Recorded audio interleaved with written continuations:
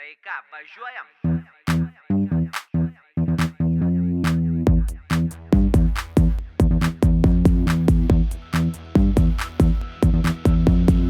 Aktoriai.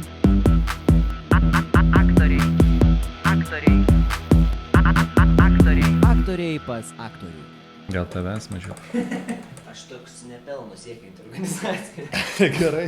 A, tik įrašas? Žodžiu, gali krapštyti nosį. A, tai gerai labai, kad defilmuosi. Bet pakarpysi kažką, ne dar. Tu mane girdėti? Lauk, dar nevažiuok. Labas, mano brangus klausytojau. Išaušo dar viena puikia diena mūsų susijaukusiam ir miglotam pasaulį. Nepamirškim nusišypsoti vienas kitam, nes kaip pasakė vienas protingas žmogus, šypsena kartais tiesiog sutaupo laiko. Mielas klausytojau, jūsų ausyse dar vienas epizodas, dar vienas nuostabus aktorius, jautrus, šmaikštus, puikiai šokantis, gražus kaip velnės lyg nuo žurnalo viršelio nulipęs visų mėgstamas Mantas Vaitiekūnas. Labas, Mantai. Labas. Kaip gyveni? Gerai. Smagu, kad atėjai Man irgi smagu. ir taip lengvai sutikai. Žiūrėk, Mantas, lietuviškas vardas. Iš lietuvių kalbos išvertus reiškia mantus, sumanus arba manta, turtas. Tai kas tu labiau esi?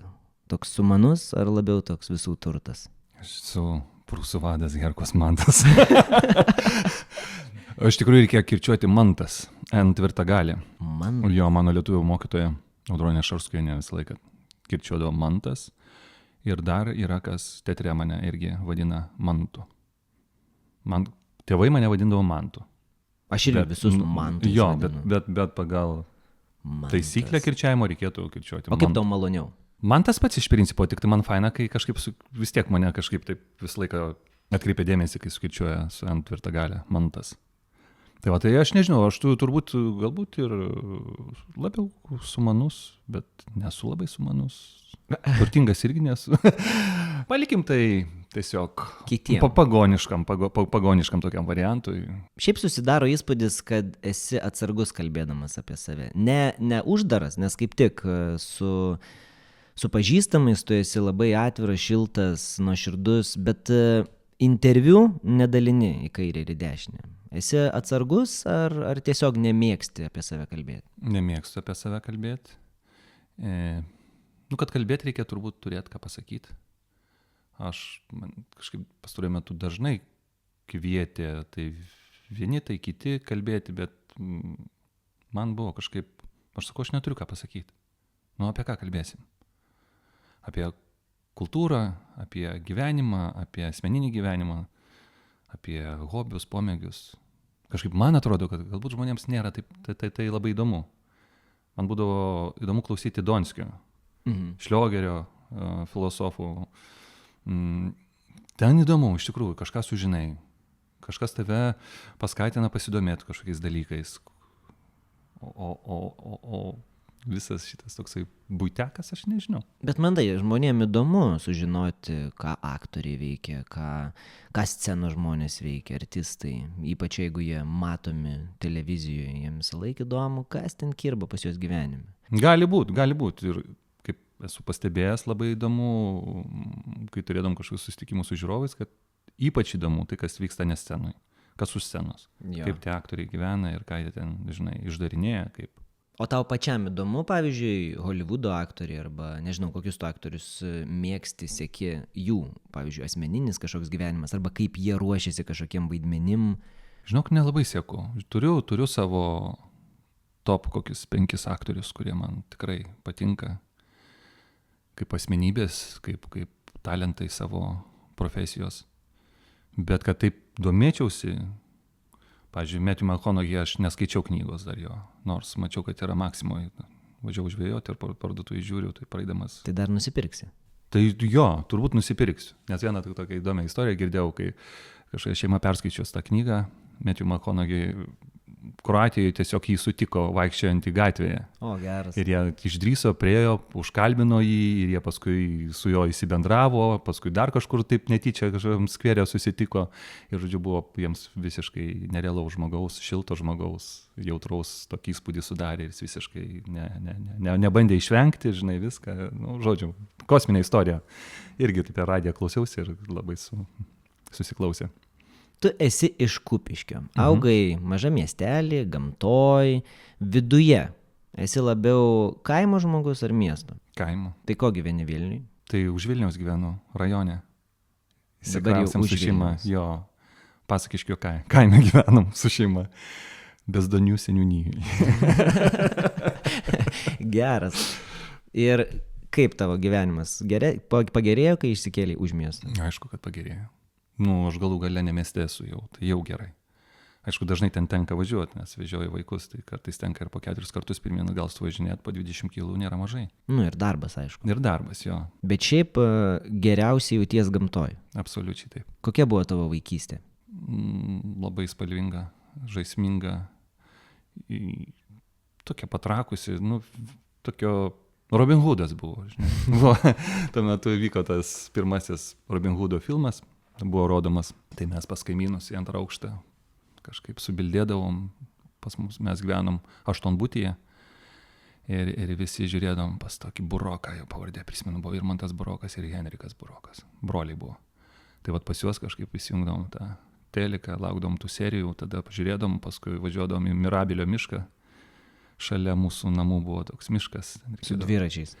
Su dviračiais jo, arba tėvelis koks nors nuveždavo kieno nors ir mes tada iš Lazdino darydavom ietis, lankus ir varydom į Piliakalnį. Piliakalnis irgi buvo šalia už poro 100 metrų ir tam Piliakalnį. Kiek tau tuo metu metų buvo? 7, taip nuo 7 iki kokių 14. Jau mokyklinukas. Jo, su vyresniais labai gerai, irgi ten kiti buvo 5 metais vyresni vaikai, bet čia vykdavo futbolo čempionatai, mes ten, kur būdavo tie turėklai rūbams kabinti, tokie vartai, tarp tų turėklų mes pasidarėm vartus ir rėmų ir rengdavom čempionatus. O žiūrėk, kai žaisdavot Robin Hoodus, yra ką nors tekę pašauti iš tikrųjų? Yra, mes iš pradžių pradėjom su lankais, kad su lankais buvo galima, bet aš pataikiau į šalia akies vienam vaikui, o mes dar angelius tokius iš aliuminės vėlos taip užsukdavom ant jo,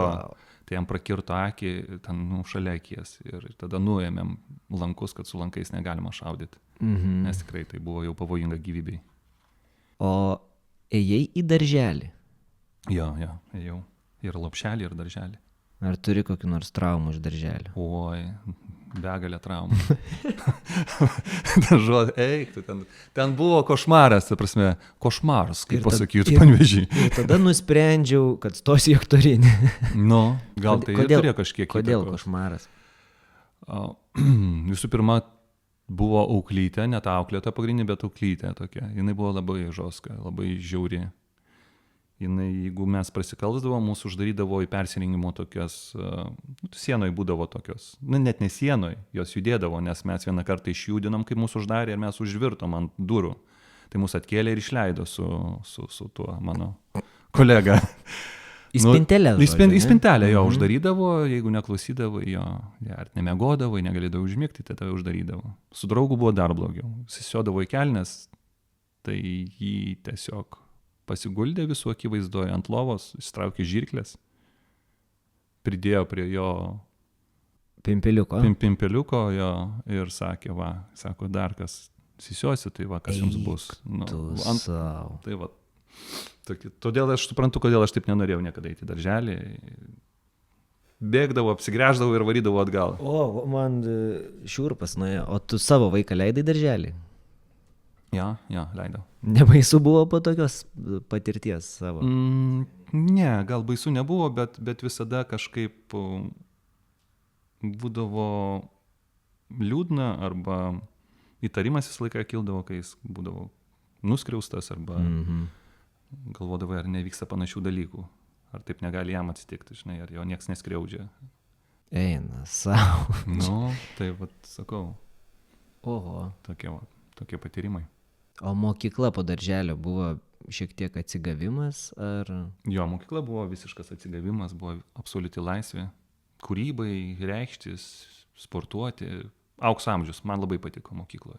Kaip nekurie mano ten klasiokai, jie džiaugiasi išėję iš mokyklos ir šitą etapą pabaigę, man buvo truputėlį liūdna, nes tikrai buvo begalė veiklos, manęs niekas nelaužiant mokslų. aš su mokytojais buvau susitaręs tiksliųjų, kad man jie daugiau 6 nerašys. Netgi jeigu nusirašysiu 10, vis tiek gausiu 6 ir aš visą laiką būdavau patenkintas. O koks santykis tavo su tėvais buvo? Nes tu iškart buvai toks meniškas vaikas. Nuo 5 klasės nuėjai į dramos būrelį, susitarė su mokytojais, kad už matematiką 6 gautum, skaitovų konkursai, spektakliai. Kaip tėvai į tai žiūrėjo? Paprastai, mama labiau gal palaikė mane šitam mano pasirinkime, o tėtis, kaip ir kiekvienas turbūt tų laikų tėtis, jis toks visą laiką nuošaly buvo. Nuošaly, jis labai aktyviai nedalyvavo mano gyvenime, gal jis dabar labiau dalyvauja, bet tuo metu labai toksai lakoniškas santykis į mane. O kas tuo metu, kaip tu manai, kas tuo metu buvo? Ar tai tiesiog tėvų toks požiūris buvo, ar darbai kažkokie, kas tai? Nes labai daug pirma, jie buvo kartos. jauni, mano tėvukai jauni, ganėtinai jauni manęs susilaukė, gal 24 buvo metų abu. Bet tu turi ir vyresnį sesę. Aš turiu sesutę, jo, 3 metais vyresnė už mane. Tai va, tai tokie jaunikliai dar, ten pabarabanų buvo viskas. Ten. Mama, aišku, jinai kaip motina nešė tą, ir tėtis nešė, aišku, atsakomybę, bet jam buvo chebra, medžioklė, žvejybos. Nu, žodžiu, vyrė gyvenimas ten pas tėvuką labiau, sakykim. Biškai norėjusi padalyvauti. Tai ir dalyvavo. O tas dėmesio trūkumas iš tėvo, jis truputį paskatino tapti aktoriumi, ne? Nežinau. Nesigilinai. Ne, nesigilinau. Ar atsimeni savo pirmą meilę? Turbūt jo, tai buvo darželėje. Tokia Vaida buvo. Mes buvom dviesi berniukai įsimylėję tą Vaidą. Tik nesakyk, kad vėl nelaiminga istorija darželį. Nu, ar gražiai buvo? Darželė turbūt dažnai būna su meilės istorijom. Jos nelaimingai baigėsi.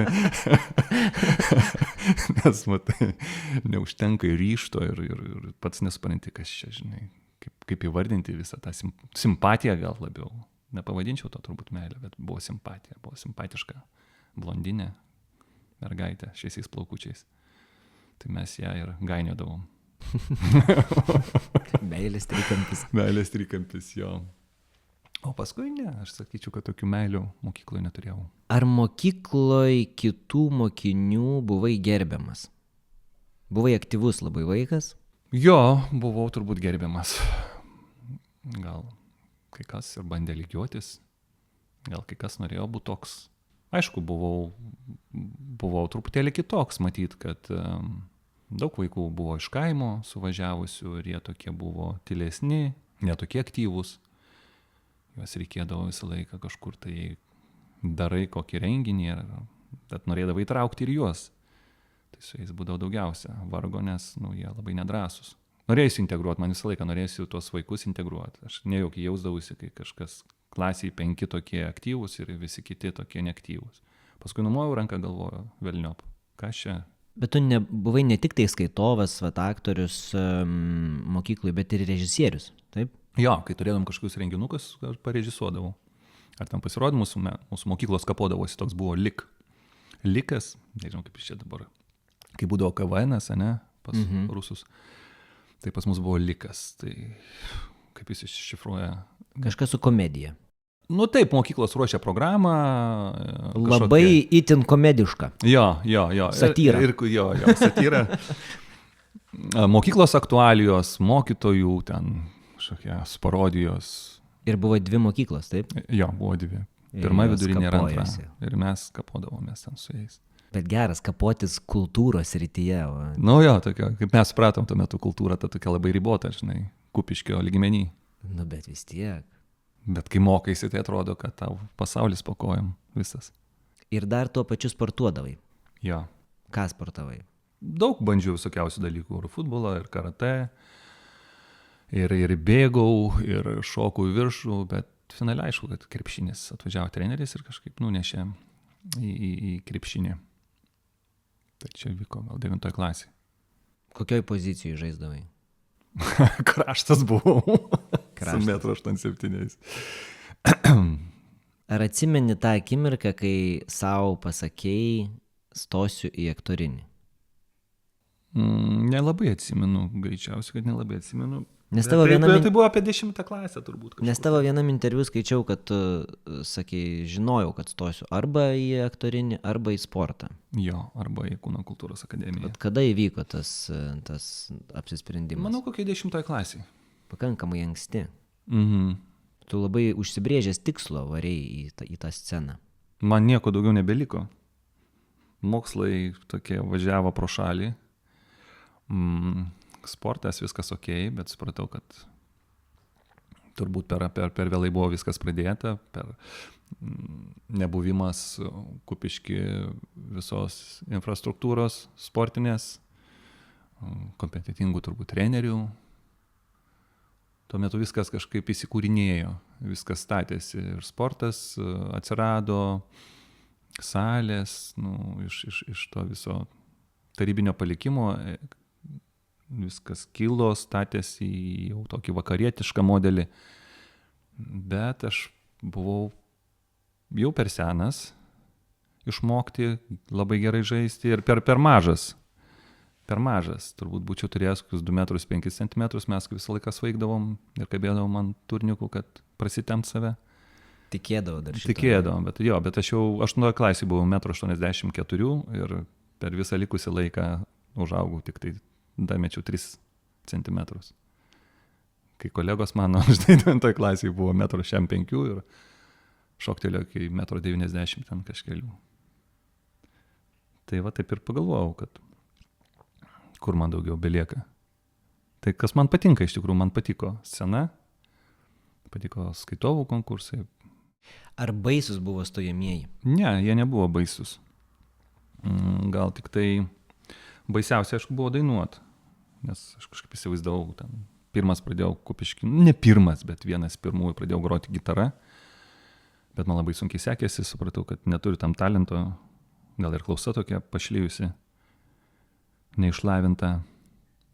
Nes kas paėmė vėliau manęs gitaras, jie pradėjo daug geriau groti ir aš supratau, kad aš turiu gitarą pakišti po kėdę. O kai aktorinį atsivežiau gitarą, tai ką tu ten, aš pamačiau centriniuose rūmuose, koridoriuose grojantį ten Bružą, Bareikį, Jimi Hendrixą raitantį. Galvojau, ne, tikrai, jokiais būdais.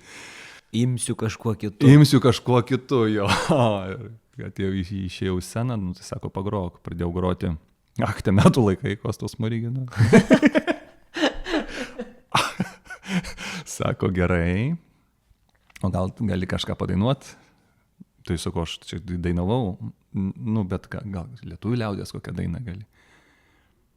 Ne, sakau, tai gal Atskirant sakalėlis, gerai, sakau, kažką žinau.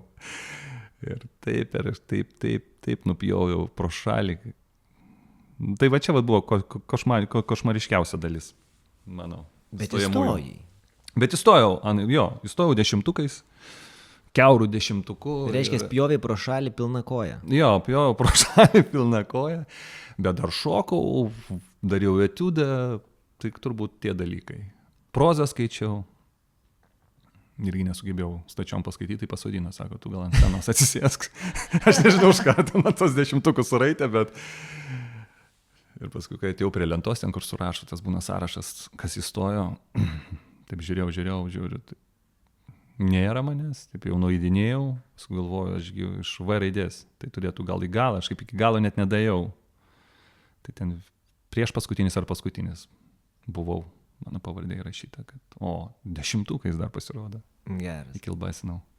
Ok, priėjom prie profesijos. Blitz klausimai. Reiškia, turi atsakyti kuo greičiau ir kuo trumpiau. Ok, yra keli klausimai. Ar tu pasiruošęs? Bandom. Kas yra geras režisierius? Rimas Tuminas.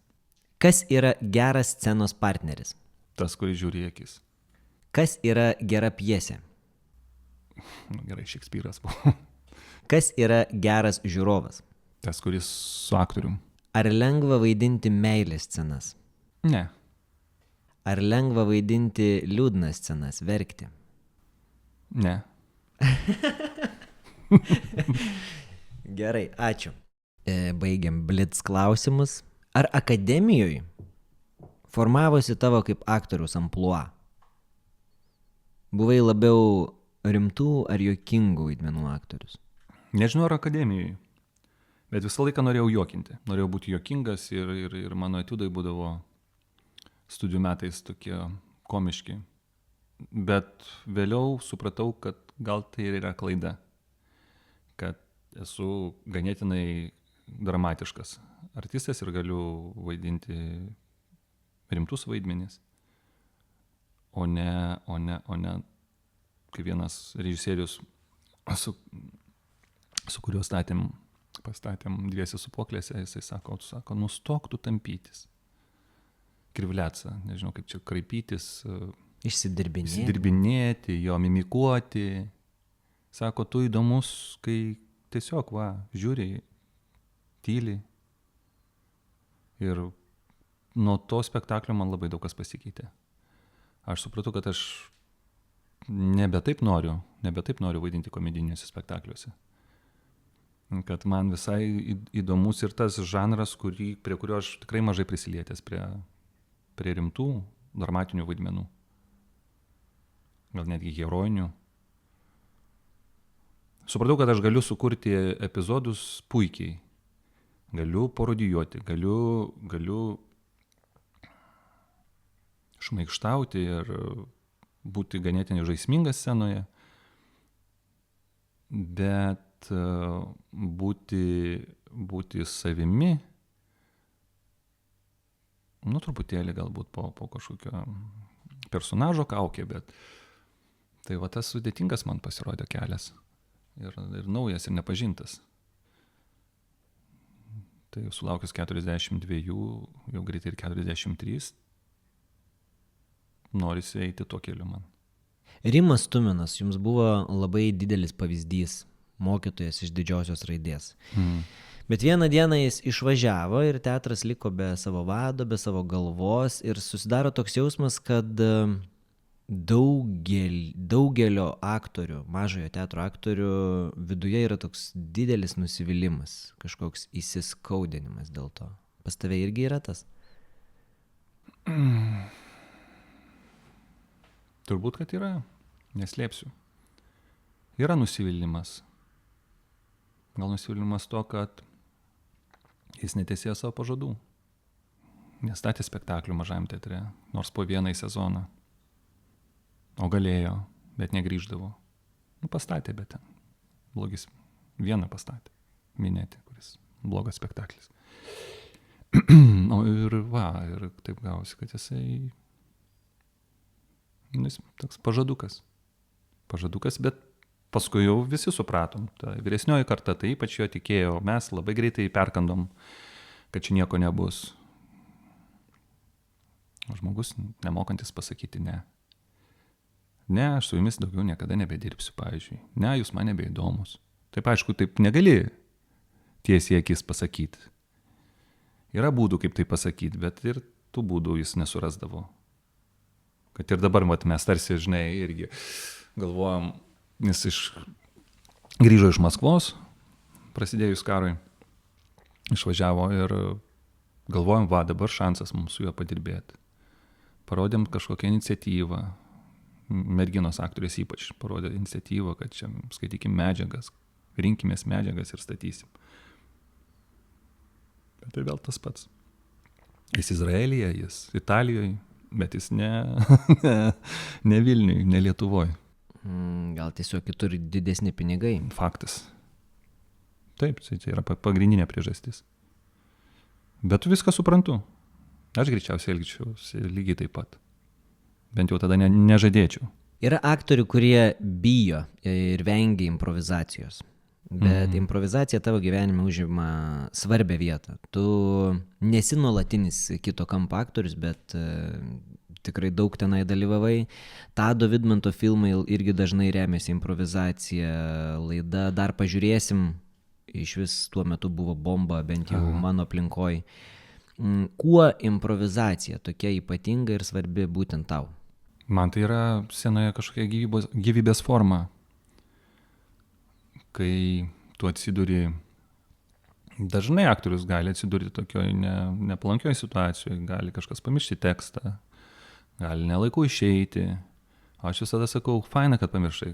Manęs atsiprašinėja kolegos. Nepasakiau to ir to. Sakau, super, kad nepasakėjai. Super, kad vėliau išėjai. Tai man nuo to tik tai įdomiau. Man atsirado, aš išėjau iš tos banalios komforto zonos, bet aš išėjau. Mane kažkaip paveikė. Tu mane įtakojai. Tu mane paveikiai. Tavo klaida man buvo įdomi. Man buvo įdomu išsisukti. Tai man tai ir yra improvizacija, kai netgi klaida, kuri yra improvizacijoje traktuojama kaip pagrindinė, kad klaida yra informatyvi, tai man lygiai taip pat scenoje ir gyvenime papulti į kažkokias tam tikras situacijas. Galbūt gyvenime man nelabai patinka improvizuoti ir būti, bet scenoje man labai patinka. O tau lengva kurti vaidmenį, pavyzdžiui, kine, Tado Vidmanto, tarkim, filmuose, arba kai dar pažiūrėsim buvo. Taigi ten būdavo tiesiog idėja. Ir to idėją jau pradedi savo tekstu kažką improvizuoti. Tado Vidmanto kūryboje ir tuose filmuose, kuriuose aš dalyvau, tai ten yra tokia ištisa improvizacija, kur primeti ale dviračio žinių stiliuje, kur tau nereikia labai didelio pasiruošimo, tu ateini, tu gauni gairės kažkokią situaciją, tokia ir tokia, ir tu personažą moment sukuri šią akimirką, pasibandai prieš nuspaudžiant rek mygtuką, pasibandai, čia šveplas, kreivas, žvairas, žinai, šlubas ir viskas, ir primeti, šitas žiūrėk tinka, režisieriui parodai, žiūrėk tinka tau toks kalbėjimas, tinka, gerai, kunigas tada, okei, darau kunigą. Dar net nežinai, koks personažas iš vis bus, balsas kunigas. Jo. Greituoju būdu toksai, greito vartojimo. Kaip tavo gyvenime atsirado serialai? Ir ar lengvai sutikai, ar nebuvo to, žinai, iš akademijos, kur... Buvo, taigi iš akademijos buvo ir tas, ir aš sakiau, kad Domino teatre niekada nevaidinsiu. Ir serialuose nevaidinsiu, bet vaidinu visur. Kur kviečia, ten ir vaidinu, aišku, renkuosi dabar, ypač po pandemijos. Manau, kad visi gavom kažkokio pasitikėjimo tokio ir mūsų tai padarė stipresniais, visus aktorius. Visokios buvom visiškai prostitutės, dabar tokios elitinės patapom prostitutės, kur taip labai, labai pigiai mūsų nenupirksi ir pigiai nepasikviesi. Tai labai džiaugiausi už save ir už kolegas, kurie pajuto, kad jie vertingi ir gerbė save. O kaip jaunam žmogui išlikti, nežinau, motyvuotam? Nes, gerai, tau pasisekė, jūs buvote rinkti Tumino, būtent Tumino mažajam teatrui, ir atrodo viskas užsikūrė, serialai, kinas, sėkminga karjera, susidėliojo žingsniai. Bet kiti pasmerkti tiesiog individualiai veiklai, amžinam freelancinimui. Ir dar akademija bando formuoti medininkus, teatralus, bet išėjęs tu susiduri su paprastu gyvenimu, su išgyvenimu, su pinigais. Ja. Kaip jaunam žmogui išlikti motyvuotam? Ir kaip išmokti pastovėti už save? Viena iš motyvacijų būdų galėtų būti, vienas iš motyvacijos būtų, kad perspektyvos yra labai nemažos. Jeigu globaliai žiūrint, jaunam žmogui. Jaunas žmogus labai yra imlus, labai veržlus.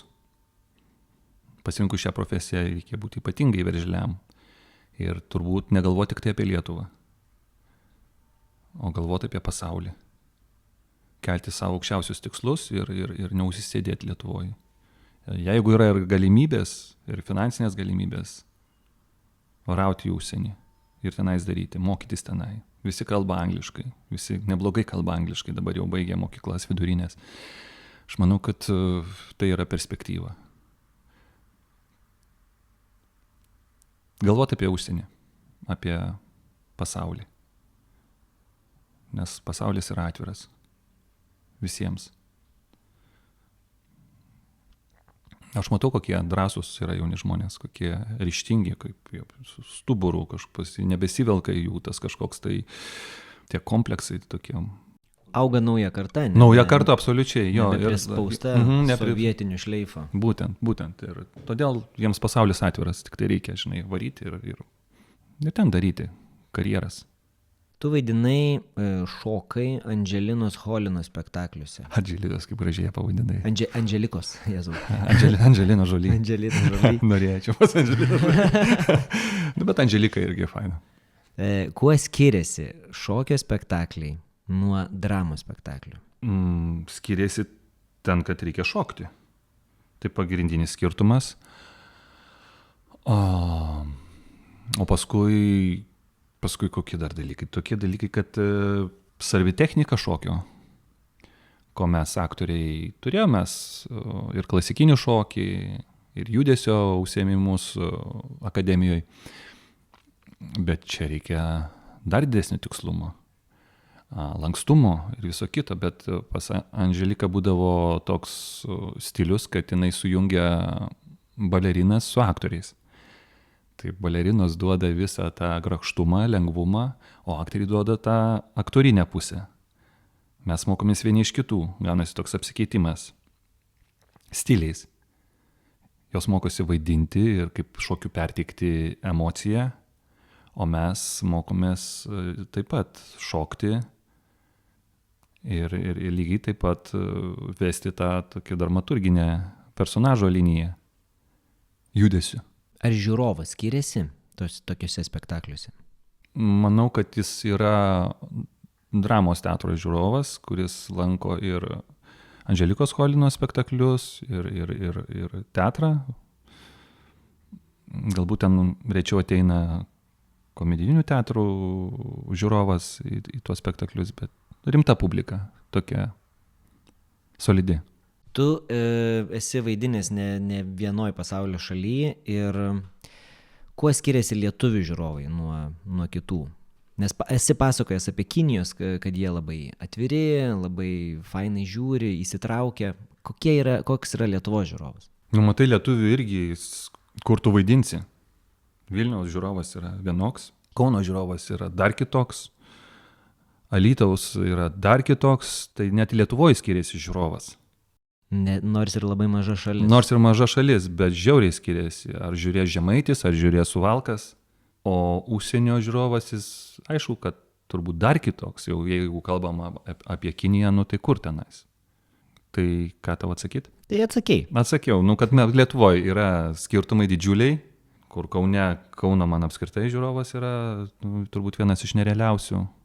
Visada malonumas vaidinti, o Vilniaus jis toksai yra išrankus, labai toksai, ką parodysit? Čia komedija. Ir taip ne visą laiką. Net ir komedijos žiūrovas. Net ir komedijos jau būna su santykiu, kažkokiu santykėliu. Savo Instagram paskyroj kuri skečus. Tokius juokingus, skandžius, aktualius, labai gerai darai parodijas ir pas tave labai mažai nuotraukų. Daugiau video dabar keli. Čia yra sąmoningas toks sprendimas? Oi, Rokai. Aš apskritai, tai buvo juokinga, kad nebuvo aš aktyvus tas Instagramo. Kas šitas, įtakotojas ar tenais, ar influenceris. Nebuvau, turėjau ten 3000 sekėjų, turbūt nuo serialo, nuo teatro, tiek, kiek mane žinojo. Taip. Plati visuomenė. Ir vieną kartą išvažiavome į gastrolės, į Lenkiją ir grįždami su Bružu tokie pagiringi labai smarkiai sustoja pavalgyti karkų, kažkai degaliniai Zabigalkoj. Užsidėjau akinius. Buvom kažkada pažiūrėję Ąžuolo Rilsą kažkokį. Ir kažkaip mes jį paparodijavom dviese. Tiesiog taip.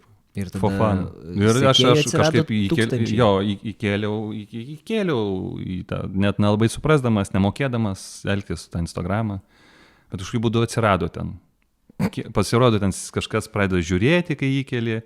Aš galvojau, šiaip įkelsiu savam ratui, kažkas pažiūrės, pažvengs gal, tiesiog. Girta galva. Ir kad ten pradėjo augti, tai kažkaip visiems pasirodė labai juokinga. Nu ir man kaip šovė iš 3000 iki 10, paskui jau iki 15 tūkstančių, paskui jau ir iki 20 žiūrėk. Nu ir tada pagavo azartas, kad o ko ne, žinai, kaip kažkokius pinigus uždirbtum. Tai, žiūri, seki, o įdomu, žiūrėk, tą įkėlį, aha, įdomu, tas netaip įdomu. Ir tu žiūri, ką vartoja žiūrovas, kas jiems yra sekėjai įdomu, kuo gyvena ta lietuvėlė. Nu ir tada pradėjau daryti vienokias kitokias parodijas. Tai čia yra viena iš erdvių tau parodyti dar kitokį savo amplua. Aš taip negalvoju, žinok. Ne? Ne, aš nieko nenoriu parodyti. Noriu, man yra tiesiog visiškai toksai sportinis interesas. Sportinis interesas ir kai man ateina kažkoks įkvėpimas, aš kažką važiuodama susigalvoju, aš tai paimu ir padarau. Ne karštligiškai, nepuolus tačia galva, tai būtinai reikia kažką padaryti. Tiesiog jeigu taip šauna, kažkur persirengėjau, užsidėjau peruką, o žiūrėk, kažkoks gavosi, kodėl nenusifilmuot, kažką padarei. Bet viskas dėl laikų. Viskas dėl laikų, jo. Viskas dėl tų skaičių. Narkotikas. Jo, dėl K, to, žinai, 30,1 K. Ar uždirbi iš Instagramo? Ne, dar neuždirbu, bet jau mano šuva uždirba, bent jau pavalgo. Ai. Newtonas jo, nes Newtonas irgi yra papuolęs į kelius rilsus. Tai va, tai jam yra pasiūlymų. Aš irgi gaunu šiokių tokių pasiūlymų ir apsirengti, pavyzdžiui, kostiumus, įsirinkti už istoriją. Nu, jau yra, neslėpsiu, kad piniginė išraiška dar gal ir nėra, bet why not? Jeigu tai atsiras, tai su mielu noru bus galima pagalvoti kažką. Gerai, pereikim prie tokių smagių nutikimų. Buvo toks gastrolėse nutikimas kažkur Lenkijoje, jokiais švelniai tyčiais iš kolegės sportbačių. Ir kas po to tau pačiam nutiko tenai? Tu apie čiurną čia kalbė? Dabar galvoju, kuri šita istorija buvo. Tai, kad po vieno skrydžio mes nusileidom ir kai mes išlipom iš lėktuvo, aš buvau kaip vyras su kaladėm vaikščiau. Tai buvo čiurnos kaladės formos, ta prasme, kur su blauzda jau tokios vienam lygiai, jos ištino. Bet sportbačiai buvo mano tie labai nepatogus, bet nežinau, ar apie šitą istoriją klausė. Sakė, tau nutrynė tenai labai. Nutrynė? Nu, aš čiurnų šitą istoriją atsimenu. Tas, kur aš esu nebeingas moters plonoms čiurnoms ir man juododžių čiurnos patinka, kai ką aš žiūrėdavau, kad visą laiką galvodavau, pavydėdavau, kokios plonos čiurnos, žinai, kaip jie aukštai šoka. Ir pats visą laiką norėdavau turėti plonas čiurnas ir kaip tyčia ištino, kaip kaladės, tai žvengia visi. Tavo žmona nerimavo dėl jūsų santykių su Gabrielė, seriale Rimti reikalai. Mhm. Ir man Gabrielė sako, nu taip tikrai atrodė nesmagu, bet po to pamatė Gabrielė netikra milijonieriui ir nusiramino. Iš tikrųjų buvo tokia istorija. Buvo. Tai tavo žmona pavydė. Labai. Labai. Jinai pavydė ne ten, kur manęs nėra. Dabar tas vyko tango projektas, tai jinai ateidavo, grįždavo po darbo, žiūrėk, aš jau ten įsijungęs žiūriu. Nes man fainai, žinai, man mūsų kolegos. Kursiokė, ne tik kursiokė, ir Iron Vitas, ir visus pažįsti principę. Ir gražus projektas, mielas, šiltas, jaukus. Ir jinai, tu vėl žiūri šitą projektą, tu vėl mane nori nervuoti. Su ko atsisės kartu pasižiūrėsim, tau sakau, čia, reikia gydytis. Pavydo šitą išoperuoti, sakau, manęsgi ten nėra. Bet aš ir pats dariau šokio projektą, tai ačiū Dievui, greitai baigėsi mano ten karjera, tai ją mažiau kankinau. Gerai, dalyvavai šokio projekte. Ką jis tau davė ir ką atėmė? Davė vėl prisiliesti prie šokio, kas man patinka, man labai patinka šokis. Atėmė, nesakyčiau, kad atėmė laiko. Juk tas laikas buvo įdėtas man nukrito kilogramai, aš sukūdau, išgražėjau. Tai tokia forma ėjau fizinė. Susipažinau su partnerė, su kitais šokėjais. Sakyčiau, kad galbūt netėmė nieko. Tik nesisekė mums tenais. Partnerė sirgo, vis kažkaip. Paskui turėjau šokti ir su kita partnerė išėti į eterį šokti. Žodžiu, kažkaip nesidėliojo. Nesukrito kortą. Gerai. Ar atsimeni savo sunkiausią castingą karjeroje, kurį tau suorganizavo kursiokai? Jo, tu tą apie tą. Tu apie tą, jo. Buvo ten reikalų. Tave pakvietė į Hitlerio castingą, taip? Jo. Į Hitlerio. Kursiokai mano tėtį vadindavo Hitleriu, nes visą laiką nešiojo ūsus. Tai jis aišku nepyko, jis pas mane su humoro jausmu. Ir ir kažkaip galvoju, nu čia ženklas, jeigu ir mane kviečia, vadinasi, žinai, obuolys nuo obels netoli rieda. Čia vadinasi ženklas, čia likimas, aš suvadinsiu Hitlerį. Čia turėjo būti užsieniečiuose. Jo, filmas. čia greičiausiai vokiečių kokių. Ir mane pakvietė. Rumšas ten makalavosi šalia, galvoju, ką iš čia veikia, jis Hitlerį visai nepanašus. Nu, bet galvoju, tebūnie, gal turėjo daugiau variantų kandidatūrų. Nu, ir tada mano išaušo valanda, aš ten pradėjau sakyti Hitlerio kalbas, vokiečių kalba. Aišku, aš nemokėjau vokiškai, tai tiesiog. Įsijungė improvizatorius. Įsijungė improvizacija, jo. Plius dar, aišku, buvau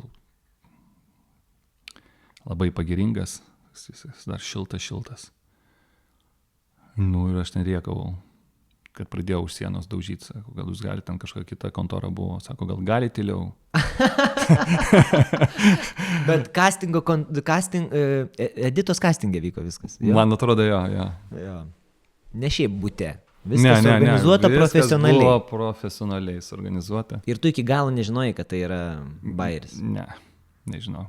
Tau tik per vestuves parodė tą video. Jo, tai dar foną uždėjo, žinai, ant green screen'o uždėjo vaizdus. Nacistinės Vokietijos kariuomenės paradas ir aš kalbantis tenais, gestikuliuojantis kaip Führeris su rankyte, variau man ir sako, viskas gerai, gavai vaidmenį, čia tavo honoraras. Hebra buvo susimetę pinigus. Nu, gėda buvo, koks jausmas? Gėda. Iš pradžių nesupratau, kas čia vyksta, iš kur čia šita medžiaga atsirado. Nu, taip, kokią minutę galvojau, kas čia, iš kur jie tai gavo šitą medžiagą. Buvo šokas, lengvas. Gal net nelengvas. Pasistengė hebrytė. Pasistengė, jo, šunuoliai. Ar buvo taip, kad scenui nebegalėtum kontroliuoti savęs? Iš juoko? Iš juoko, oi, daug kartų. Vienas tai buvo labai žoskas, ta prasme. Net ne vienas. Daug, sakykime, buvo daug kartų, kada negalėdavau kontroliuoti. Tik turėdavau kartais galimybę nusisukti. Ar pereiti į ašaras. Ar teko kada nors išeiti iš scenos? Ne. Net man gerai, kad pasakai, kitą kartą išeisiu. Kažkaip nepagalvoju, senai būdamas atrodo, kodėl aš ten nesu, jeigu aš jau ten žvengiu. Už pilvo susijėmęs, ten, savęs nebekontroliuoji. Tai turbūt būdas, galimybė yra visą laiką išeiti iš scenos. Aš žiūrėjau kažkada Išvarymą ir Repšys, Nedzinskas ir Ainis vaidino sceną ir tiek įsižvengė, kad jie tiesiog pradėjo žvengti. Žvengė, sako, ir dar bandė kažką vaidinti, sako, gerai, praleidžiam šitą sceną. Ir vaidino kitą. Žiūrovų, žinai, pilnas nacionalinis. Bet viskas suprato. Ir žiūrovų... Taip, ta medžiaga leidžia ten jiems taip elgtis. Ten daug improvizacijos ir manau, kad labai teisingas buvo sprendimas. Labai dažnai aktoriams tenka vaidinti sergantiems, prisigėrus nuskausminamųjų, nes esi arba pastempęs ką nors, arba susilaužęs, arba turi temperatūros. Bet papasakok apie tą spektaklį, kai vaidinai sirgdamas vėjaraupiais. Jo, buvo tokia istorija. Susirgo vaikas ir aš susirgau. Ryte atsikeliu, mes abu prie veidrodžio, toks didelis ilgas veidrodis ir aš matau pas jį 5 spuogai ant veido. Pas mane 105. Ir, aišku, jie didėjo, daugėjo ir ten finale aš buvau ten kelių tūkstančių spuogų monstras. Man nustatė vėjaraupius, bet kadangi dar tuo metu vis dar buvau idealistas teatro toks, kur ir sergantiems reikia ir kad galima, kad reikia, žinai, tempti teatrą, spektaklį. Man sako, tuometinė vadovė sako, gal tu neimk, sako, dar iš ligoninės, iš poliklinikos, ten nedarbingumo to viso rašto, dokumento, suvaidink, žiūrovų pilna salė, mistras, vaidinu Šopeną sergantį, galvoju, viskas kaip ir tinka, ligonis, žinai, mane uždaro ten į atskirą grimerinę, vieną. Inkubuoja mane, jo, visi nuo manęs laksto kaip nuo raupsuoto. Kodėl kaip? Ratais, jo. Kodėl kaip? Ir aš suvaidinu. Kaip scenui viskas vyko? Scenui, taigi tu turi bendrauti, turi šnekėti. Mane kalatojo, realiai, kadangi, vaidinu sergantį Šopeną, viskas tvarkoja. Bet kad aš ten kosėju. Iš tikrųjų kosėjai. Ne, Šopenas mano personažas kosėja ir aš ten kosėju. Nu tai ten tas kiekis, aš vaidinu, ne, kad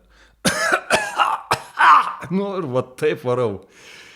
Tai vis tiek, kiek aš išspjoviau viso šito reikalo savo vėjarupių. Nežinau, kas salėje užsikrėtė. Bet taip daryti negalima. Valdžiai, vadovybei, teatro taip elgtis negalima. O iš kolegų kas nors užsikrėtė? Užsikrėtė, bet ne po, ne po Mistro, o po šokio spektaklio. Aš Andželikos Cholinos teatre dar Kareniną, Ana Karenina, vyrą Kareniną šokau partiją. Ir irgi mane izoliavo, visi nuo manęs lakstė, ypač lakstė viena vokalistė operos, kuri dainuoja ariją. Bet finale išėjom nusilenkti ir pagal tradiciją jinai atsistojo ten, kur visada atsistoja. Šalia. Visą spektaklį pralakščius. Taip, visą pralakščius. Atėjo nusilenkti, davė man ranką ir mes nusilenkėm. Ir po poros dienų sužinau, kad jis susirgo irgi vėjarupis. Buvo nepersirgus ir driokstelio. O kaip atrodo, vat, gerai, tave izoliuoja, tu esi atskirtas nuo kitų, bet spektaklis, taigi tu jaus bendrai, tai žmonės nuo tavęs bėgioja, laikosi atstumą. Nu, matai... Netrodė iš tavo perspektyvos, kad ir scenoje esi izoliuotas. Bėgioja tie, kurie buvo neužtikrinti, kad nepersirgo vaikystėje. Ar nepaklausė ten mamos, ar aš ten turėjau vėjarupius vaikystėje ir neturėjau. Tie labiausiai taip vengia. Bet šiaip žmonės persirgė, jiems kaip ir nėra reikalo ten bėgioti. Vakarėliai. Alkoholis. Mhm. Visą laik būna ką prisiminti, iš ko pasijuokti, bet alkoholis turi kartais ir blogų pasiekmių. Nu, dažnai gal blogų. Dažniausiai. Dažniausiai. Tau buvo taip, kad po vieno spektaklio, po to jau kitą dieną vairuojant sutraukė rankas mėšlungis. Jo. Ką tau gydytojai sakė dėl to? Man gydytojai, aš paskambinau į kokį 112 ir mane sujungė su felčerė. Nu, ir jinai sako, man blogai, mane sutraukė. Tai pirmas klausimas buvo, ar gėrėt? Gėriau. Kiek gėrėt? Nu, sakau, ten 0,7, gal žalių 9. Baikit, sako. Nu, tiek nebūna. Kiek mėnesių gėrė? Jo, po vieno gėrimo serijos taip nebūna. Nu, bet sakau, man yra nieko, viskas gerai, kvėpuokit, viskas, atsipalaiduokit, atleis. Atleido, aišku, bet buvo labai keistas jausmas, kai važiuoji ir jauti, kad tau, žinai, mechaninė greičių dėžė, tu jauti, kad nebeturiu pirštukų, tada, kur vairą laiko ranka, irgi jau, žinai, traukėsi, tada kojos pėdos susitraukė, tada paprašiau žmogaus duoti, šalia sėdėjau, žinai, sakau, duok atsigert, tai davė butelį, dėjo tarp pirštų, žinai, tarp nykščio ir smiliaus, bet tas iškrito butelys, nes jau nebegalėjau išlaikyti, tada toks išlipau iš mašinos, dar tokią turėjau sportinę mašiną žemą, kur ten vos įsirioglinau iš jos ir toks, žinai, vaikštinėjau, susuktas, kvėpavau po pokalbio su gydytoju. Bet atleido, viskas gerai. Bet tau vieną kartą toks dalykas pasitaikė, ar dar kartą kada nors pasikartė? Ne, vieną kartą. Vieną vienintelį, jo, taip, kad jau taip sutraukė. Vieną kartą gyvenime sutraukė, kitą kartą į čiurnos ištino. Buvo turbūt ir irgi išgerta, kai skridom, lėktuve dažnai pavartoja alkoholį. O gali papasakot apie tokį nutikimą, kai tave Ar gali papasakoti tokį nutikimą, kai tave prabudino policininkai ir tu vokiškai su išnekėjai? Aš šnekėjau vokiškai, mes Austrijoje, dabar kaip tik šiuo metu, kai mes kalbamės, kolegos išvažiavę į Austriją vėl į tą patį festivalį, tarp kitko, kuriame mes buvom, nežinau, prieš 15-16 metų, kur rodė Madagaskarą, dabar jie išvažiavo su dėdė Vane. Tai prisiminėm tą istoriją, chebra žvengė labai. Mes gyvenom Taborštrase buvo viešbutis ir mes grįžom, vėl turbūt buvo pavartosas alkoholis grįžtant, šiaip tenais smagiai leidom laiką, ten toks buvo Bermudų trikampis Vienos centre ir ten kabakai, barai ir tenais tam trikampį sukomės ir visą laiką ten savaitę gastroliavom, tai savaitę ten ir leidom laiką, kai nevaidindavom. Nu ir paskui grįžau, jau Antakalny tuo metu gyvenau, ėjau ir kas man pasidarė. Švietė saulutė, buvo gal jau vasaros pradžia, tik su vėlyvas pavasaris. Ir prisėdau, taip švietė provokus, užsimerkus saulė. Prisėdau, aš ankstyvas buvo rytas ant šulinio kanalizacijos.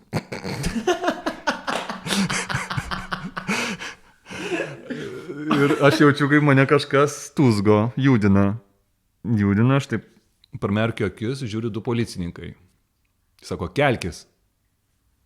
Ko čia, sako, sėdi vidury gatvės, žinai, kur gyveni? Aš sakau, Taborštrasė. Taborštrasė. Sako, tu dar juoksies tyčiosies iš mūsų. Sako, mes tą į kabluką uždarysim. Staigiai varai.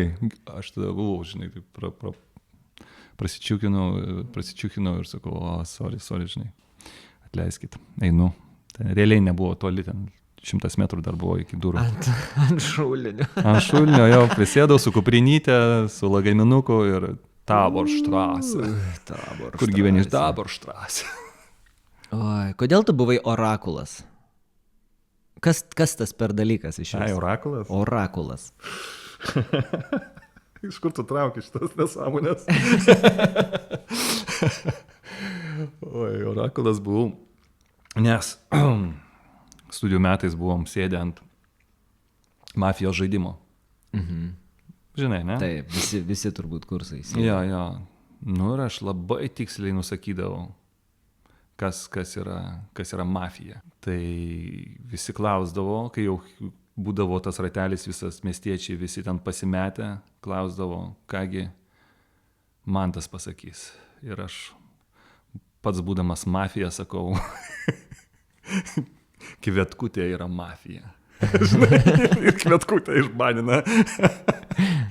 Žodžiu, turėdavau tą tokį spėjimą. O orakulas persikeldavo į tikrą gyvenimą, ar tik tai mafijai? Būdavo orakulas ir persikeldavo, kai važiuodavom Kinijoje į kokį viešbutį. Ir sakydavau, kad bus totaliai šūdinas viešbutis. Ir iš tikrųjų. Ir taip, jo, sakydavau, važiuojam, aš jau už tolį matau, sakydavau, čia mūsų viešbutis. Ir atvažiuojam su autobusu, akurat, čia mūsų viešbutis. Nu, tragiškai baisus. Bet orakulas įsijungia tik tai su kursiokais būnant? Taip, tik tai. Šiaip gyvenime nesivadovauja savo šito nuojautą. Kartais pagalvoju, gal tikrai turiu tokių dovanų, duotybių, bet karts nuo karto pasitikrinu, nifiga, neturiu. Aš prisiverčiau peržiūrėti Mango klipą, Pavasariniai žiedai. Tu ten nusidažęs juodai plaukus. Jo. Kiek jums ten metų buvo? Pirmas kursas, turbūt 18. Tokie labai vaikučiai. Visi. Kūdi tokie, žinai, perdžiūvę. Veidai kitokie, iš veidų. Reto šlikštumo tokie. Individai. Kodėl dažydavo juodai plaukus? Ar ten pas tave Geras klausimas. Natūraliai juodai? Ne, dažiau. Barakė dažydavau kažkas, panas, man atrodo, kažkas. Čia būtent studijų laikai sugalvojai? Jo, studijų. Nežinau, kodėl dažydavau. Būdavo toksai laidų vedėjas Ramūnas, aš neprisimenu jo pavardės, būdavo kažkokia panaši šukuosena. Tai gal dėl to, gal man patik. Nu, bet galų gale aš dėl tų dažytų plaukų gavau vaidmenį žydų filme. Nes tai mane turbūt, mano bruožus paryškino labiau į žydiškus. Ir paskui teko, aišku, jos nusiskus, kai aš jos nusiskutau, tai ten pašviesėjo ta galva, nes mane pirmų numerių nenuskutė, taip. Bet tokie iš juodų tapo rudi, tamsiai. bet finale aš sakau, aš gavau vaidmenį. Pirmam kurse buvo 12-14 pamainų, po 400 litų už pamainą. Tai tuo metu buvo žvėriški pinigai, nusipirkau Audi 80. Ir čia buvo užsienio produkcija? Jo, tai buvo Hollywoodas. Buvo Velnio aritmetika, vaidino Kristen Dunst, paskui Brittany Murphy tokia buvo aktorė, amžinatelisi, kuri Aš nuo Emilijoje su Eminimu filmavosi, šiaip buvo labai talentinga aktorė. Ir Kristen Dunst yra labai, jos ir buvo tuo metu paničkos, mūsų amžiaus. Aš ir Leonardas, mes gavom tuos vaidmenis epizodinius. Koks jausmas buvo filmuotis tokioj produkcijai? Aišku, tuo metu gal nelabai ir supranti. Gal tuo metu nelabai supratai, bet iš dabartinės perspektyvos. Bet mes, kai turėjom savo vagonėlį, kai mums dėdavo šildiklius į rankas, į kojas, kai aprengdavo, nurengdavo, kai valgydavom, kai, nerealus jausmas buvo. Tokiems man, kai metukui, Lioka buvo Leonardas Vilnietis, bet kai tau dar moka pinigus už tai, kad tau nukerpa plaukus, nors visa akademija stojo piestų, kad čia mes negalim dalyvauti, nu, čia nieko naujo. Ir dabar šiais laikais girdžiu tokias pat nesąmonės, tokias pat pievas, kad jie taip lygiai taip pat elgėsi ir iki šiol. Sureikšmina iki begalybės savo šitą akademiją. Nu, truputį pasikeitė. Nu, gal. Aišku, labai nuo kurso vadovo priklauso. Gal klystų. Bet, nu, mane tai tiesiog, žinai, stebina. Kai tu gali gauti tokias galimybės. Taip. Duot vaikui tam, pajusti tą. Nu, čia ir tu gauni, ir mokyklą gauni ir patirtį kokią didžiulę, kokią mes gavom. Nu, come on. Nes galbūt tokia galimybė tik vieną kartą gyvenime pasitaikys. Vieną ar pasitaikė. Bet dar bus. Tikiuosi. Tu parašei pjesę Castingas. Castingas. Ir pats režisavai tą spektaklį. Taip pat nuo jaunystės rašai eilėraščius. Mhm. Kokį patarimą duotum jauniem, o gal ir ne jauniem žmonėm, kurie nori, galvoja, bet nedrįsta rašyti? Nu, pavyzdžiui, kad ir aktoriai. Nežinau, neturiu aš jiems patarimų. Palinkėjimą turiu. Parašyti. Kažkada gal pramuš, praraus, kaip čia pasakyti. Turbūt pradės rašyti tada, kai jau nebegalės nerašyti. Ar tu pjesės anksčiau rašydavai? Ne. Irgi prarovė. Prarovė, nu, daug ką prarovė per pandemiją, per karantiną, daug kas atrado savyje kažkokių tai užslėptų talentų ar ten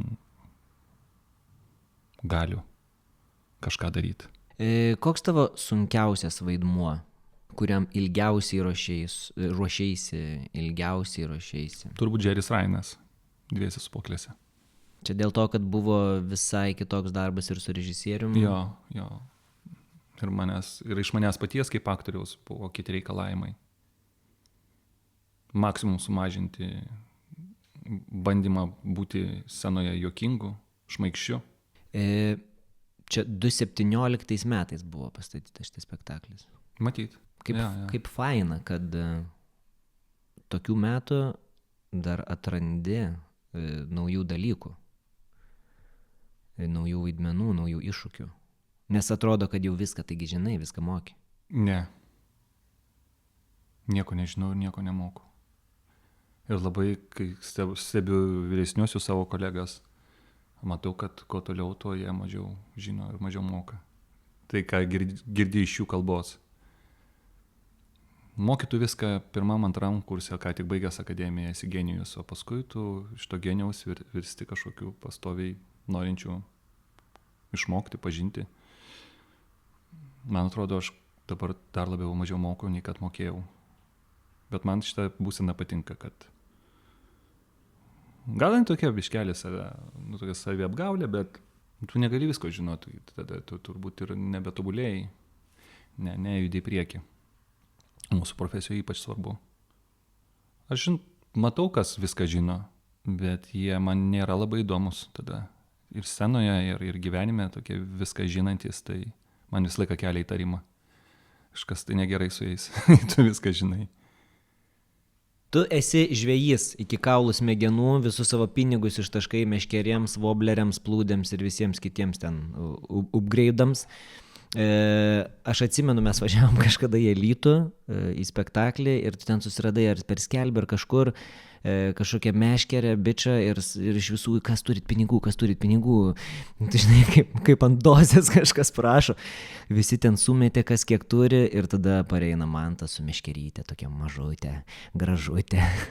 Jo, buvo istorija tokia. Klausimas toks, ir dar mėgsti labai keliauti. Tai klausimas yra, ar visur, kur nukeliauji, pabandai pažvejoti? Jeigu yra galimybė nusivežti, dabar jau yra galimybė nusivežti kelioninį spiningą, tai jo. Kokioj keiščiausiai arba fainiausiai vietoje esi žvejojęs? Nieko keisto. Reikia galimybių tiesiog, kad galėtum tu tą meškerę masalą užmesti ir jį pratemti. Kadangi spiningauji, tai pastoji toks veiksmas, ne? Meti trauki. Tai iš kažkokio aukšto labai nenuleisi. Nuo kokios aukštos kalvos nelabai nuleisi masalą. Tada gausi toks vertikalus reikalas. Bet va dabar buvom Lagomerijoje su šeima patostogauti čia prieš porą mėnesių, ar jau daugiau, bet tai pagavau sierą tokia žuvis, jinai tokia tuno, pirmtakė tokia, tuno šeimos žuvis. Labai dydžio. Manau, buvo apie arti 3 kg. Tai aš nuo alos ją užkabinau, pagavau. Per pusvalandį nuėjau ir paskui voblerį mano nunešė dar kažkokia plėšri žuvis, vieno draugo, kuris prieš tai buvo irgi Kanarų salynuose ir gaudė, tai jis gaudė barakūdas uosteliuose. Tai sako, greičiausiai galėjo būti, kad barakūda nunešė tą voblerį. Ant jo viskas man kybo. Paskui nutraukiau, ėjau į vietinės parduotuvės, nieko panašaus, pas juos geriausias vobleris Arapolos firmos. Labai keista, kad jūrinės tokios valstybės ir jos neturi atitinkamų priemonių. Jos gal paprasčiau į viską žiūri. Paprasčiau, jo. O faina Lagomerui? Nerealiai. Nes mes vis matydavom, kaip leidžiasi saulė į Lagomerą. Nerealiai, žinok, man sužavėjo iki kaulų smegenų, kaip tu sakai, žvejys iki kaulų smegenų, tai ten ta sala sužavėjo, jinai žalia, Jinai tokia laukinė. Labai laukinė, labai mažutė, labai kompaktiška, galima haikinti tenais, daug takų, trasų, ten ryte atsibūdęs ir išėjęs atsigerti ten kokią 8-7 valandą kavos, pamatai pirmiausia išėjusius žmonės haikinti, visi su rūbais, vyresnio amžiaus žmonės, ten tokia ramybė sala, ten labai ramu. Kaip savo laiku turbūt prieš 15-20 metų buvo kokia Nida, kur tikrai gauni ramybę. Nusteikęs pasilinksminti, tu tenais negausi to linksmybių. Ne, ten visai kitas konceptas. Tai tu jau prieėjai tokį amžių, kada reikia ramybės. Ar visada toks buvai? Ne, niekada nebuvau. Mes mėgstam su žmona linksmintis. Išeiti ir į miestus. Bet turbūt visada kažkada ta taurė prisipildo ir metų jau nebe tiek, kad mes čia jau taip labai... Visą laiką būna, kad atūsini, atvarai, ypatingai kai susipažįsti, viskas taip kažkokių galių tau prisideda papildomų. Bet paskui žiūri, kad ne, jau taip, jeigu varysi toliau, tai gali ir užsilenkti. Iškeliai reikia pasitaupyti.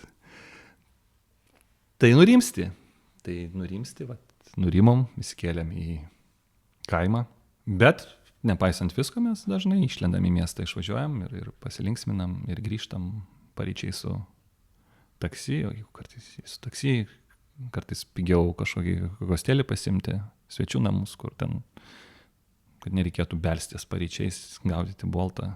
Kur hostelį irgi gali savotiškų nuotykių patirti.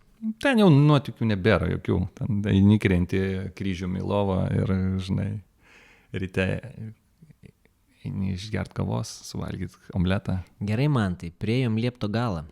Ar tikrai? Taip, bent jau šitoj laidoj.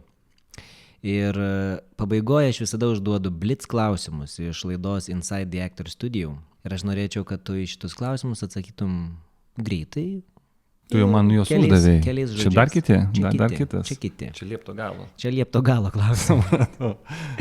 Ar tu pasiruošęs? Bandom. Koks tavo mėgstamiausias žodis? O Jėzau. Bet tau dabar gerai, blėt. Gerai. Koks tavo nemėgstamiausias žodis? Žinai, bet jį dažnai sakau pats. Kas tave užveda kūrybiškai, emociškai, dvasiškai? Meilė. Kas numuša, išjungia visus šitus dalykus? Cinizmas. Koks tavo mėgstamiausias keiksmažodis? Blėt. Kokį garsą tu labiausiai mėgsti? Žmonos kvėpavimą. Kokio garso nekenti? Greitosios, greičiausiai. Sirenų. Kokią profesiją be savo norėtum išbandyti? Lenktynininko. Kokios profesijos tikrai nenorėtum išbandyti? Bankininko. Jeigu rojus egzistuoja, ką norėtum, kad Dievas tau pasakytų, kai ateitum prie dangaus vartų? Ukraina nugalės. Man tai ačiū, kad radai laiko ateiti čia pas mane, ačiū, kad buvai atviras, kaip visada fainas, nuoširdus, linkiu tau laimės. Ačiū tau. Gerbiamas žiūrovė, ačiū, kad klausėsi ir būtinai palaikink, pasidalink šiuo podcastu ir ateik pasiklausyti kitų mūsų pliurpalų, mano ir kitų aktorių. Geros vasaros ir iki.